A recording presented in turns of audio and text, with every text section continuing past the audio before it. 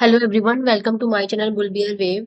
सो आज का वीडियो बहुत ही इंटरेस्टिंग वीडियो है एंड आज की वीडियो में मैं आपको बताने वाली हूँ कि एग्जिट लोड क्या होता है म्यूचुअल फंड में। म्यूचुअल फंड में मैंने ऑलरेडी 2 वीडियो बना रखी है। पहले वीडियो में मैंने ये बताया कि म्यूचुअल फंड होता क्या है, उसमें कौन-कौन सी कैटेगरीज़ होती हैं, तो आप उस वीडियो को गो थ्रू कर सकते हो।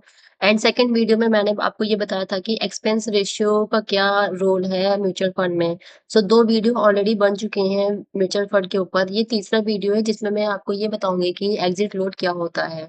सो let's play intro video and then discuss करते हैं what is exit load in mutual fund.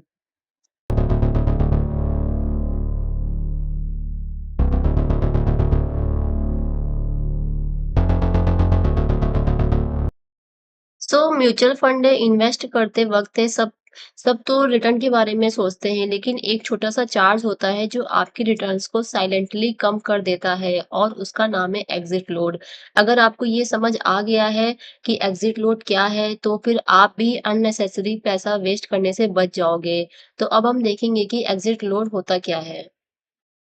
तो एग्जिट लोड क्या होता है? सिंपल शब्दों में एग्जिट लोड एक पेनल्टी होती है जो कि फंड हाउस आपसे तब लेता है जब आप अपने यूनिट्स को एक सर्टेन पीरियड से पहले विथड्रॉ कर लेते हो। जैसे अगर आपने कोई किसी कंपनी का म्यूचुअल फंड लिया है एंड उस कंपनी के म्यूचुअल फंड में लॉक इन पीरियड है कि आप 5 साल तक उस म्यूचुअल फंड को नहीं बेच सकते हो या 1 साल तक म्यूचुअल फंड को नहीं बेच सकते हो। तो जो उन्होंने लॉक इन पीरियड दिया है उस टाइम से पहले अगर आपने अपने म्यूचुअल फंड को बेच दिया तो फिर आपको एग्जिट लोड देना पड़ेगा। तो ये होता है एग्जिट लोड।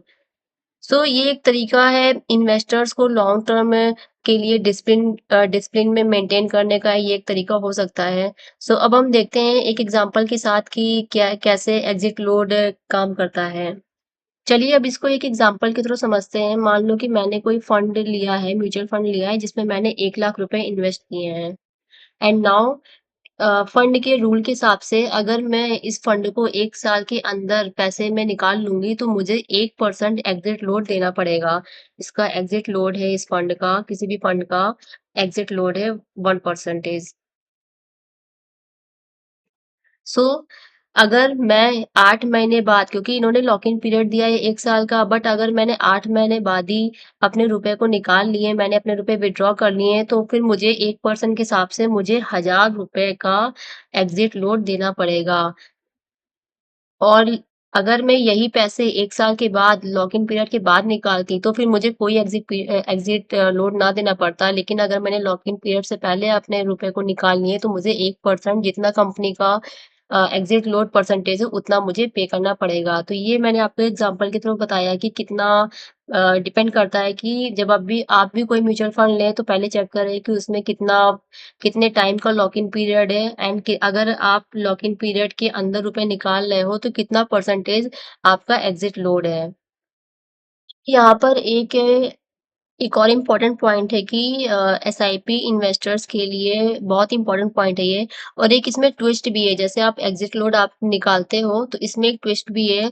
और यहाँ पर एक छोटी सी ट्विस्ट ये है कि अगर आप एसआईपी करते हो तो हर एक इंस्टॉलमेंट अलग यूनिट के रूप में आपको अलॉट कर दी जाती है कि इतने, जैसे मैंने 5,000 रुपए की एसआईपी करी तो 5,000 रुपए में मुझे जितनी यूनिट्स मिलेंगी वो मुझे इस मंथ अलॉट हो जाएगी। मतलब अगर यही एसआईपी मैं 5 साल से ऑलरेडी कर रही हूँ तो 5 साल पुराने यूनिट्स का एग्जिट लोड नहीं लगेगा, क्योंकि उसका लॉकिंग पीरियड ऑलरेडी खत्म हो चुका है। तो इसलिए उस पे कोई भी एग्जिट लोड नहीं लगेगा। लेकिन जो रिसेंट में मैंने जो अभी इस महीने एसआईपी के यूनिट्स मुझे अलॉट हुए हैं, उन पे अभी भी एग्जिट लोड लग सकता है। सो अगर मैं जैसे मैंने इस मंथ की मैंने एसआईपी 5,000 की भरी एंड 5,000 में जो मुझे यूनिट अलॉट हुए हैं, अगर मैं चाहूँगी उन यूनिट को अगर मैं बेच दूँ तो इस पे मुझे एग्जिट लोड लगेगा।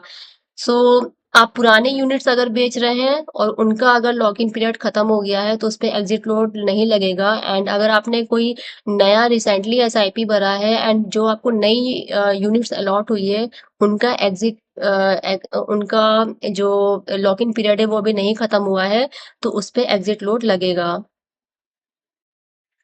अगर आप ये सोच के चल रहे हो कि आपने जो भी म्यूचुअल फंड में इन्वेस्ट कर रखा है, आप उसको एक साथ निकालो, तो आपको देखना पड़ेगा कि आपने लमसम करा है कि एसआईपी करा है। तो अगर आप एसआईपी कर रहे हो पर मंथ, तो पुराने वाले में तो कोई लॉकिंग पीरियड उसका ऑलरेडी खत्म हो गया होगा, तो पुराने वाले में कोई भी एग्ज़िट लोड नहीं लगेगा एंड नया वाला जो आपको यूनिट अलॉट हुई है, उनका अभी भी लॉकिंग पीरियड चल रहा है। तो म्यूचुअल फंड में जो एग्ज़िट लोड है, ये यूनिट वाइज़ आपको मिलता है। आप जितना हर मंथ पे कर रहे हो एसआईपी के थ्रू, तो हर मंथ आपको नई यूनिट्स मिलती हैं, तो उन यूनिट्स का एग्ज़िट लोड होता है। तो ये बहुत ही इम्पोर्टेंट है, जो बहुत लोग को नहीं पता होता है कि कि हर एक यूनिट का लॉकिंग पीरियड अलग-अलग होता है।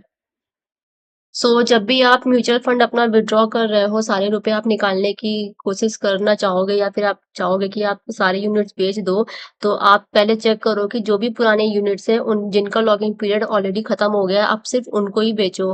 बट जो अभी करंट में जिनकी एसआईपी आपने भरी है, उनका लॉकिंग पीरियड अभी भी नहीं खत्म हुआ है, तो आप उनको मत मत बे बेचो, अदरवाइज़ आपको उस पे एग्ज़िट लोड आपको देना पड़ेगा। अब ये एक और पॉइंट है कि एग्ज़िट लोड इतना क्यों मैटर करता है। तो एग्ज़िट लोड देखने में तो छोटा लगता है, जैसे कि 1% या फिर 0.5%, लेकिन अगर आप जल्दी-जल्दी पैसा निकालते हो, तो ये आपके रिटर्न्स को काफ़ी कम कर सकता है। लॉन्ग टर्म इन्वेस्टर को टेंशन लेने की ज़रूरत नहीं है, लेकिन जो शॉर्ट टर्म में वाले होते हैं, जो शॉर्ट टर्म माइंडसेट के लिए होते हैं, उनके लिए ये एक हिडन कॉस्ट होता है, जो कि उन लोगों को नहीं पता होता है कि वो एग्ज़िट लोड भी पे कर रहे हैं। ये बहुत ही इम्पोर्टेंट फैक्टर है म्यूचुअल फंड में।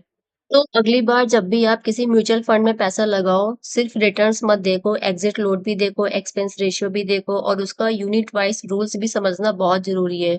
ये छोटी-सी नॉलेज आपकी फ्यूचर में बड़े रिग्रेट से आपको बचा लेगी। That's all about this video. अगर ये वीडियो आपको पसंद आई हो, तो प्लीज़ वीडियो को लाइक करिए एंड चैनल को सब्सक्राइब करिए।